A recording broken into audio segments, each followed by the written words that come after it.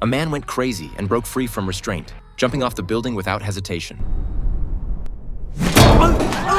Luckily, he managed to grab onto the edge of the floor and climbed up with all his strength. It turned out that terrorists had released poisonous gas in the city, and anyone who came into contact with it would lose their life. The gas was spreading extremely fast and had already reached the middle of the building. People had to run to the rooftop, but the key to the rooftop door was left in the manager's office. Although they had oxygen masks, no one dared to try. Young Nam was the only one who could risk climbing to the rooftop to open the door. He put on a safety harness, grabbed a stick from the ground, and jumped towards the hotel wall. Fortunately, he caught onto a stone pillar. Everyone was frightened by his actions. Seeing the poisonous gas getting closer, he climbed up the wall again and quickly reached the top. Young Nam secured the rope and continued climbing along the window ledge. When he climbed through the window, he found no place to set foot. Luckily, he often practiced rock climbing. He grabbed some anti-slip powder and continued climbing up the outer wall, gripping the crevices between the stones. The embossments on the wall made every step extremely difficult for young Nam. When he reached the corner of the wall, he used all his strength but couldn't reach the next level of steps. It turned out that young Nam had wrapped the rope around the stone pillar too many times earlier, and now the rope was not long enough.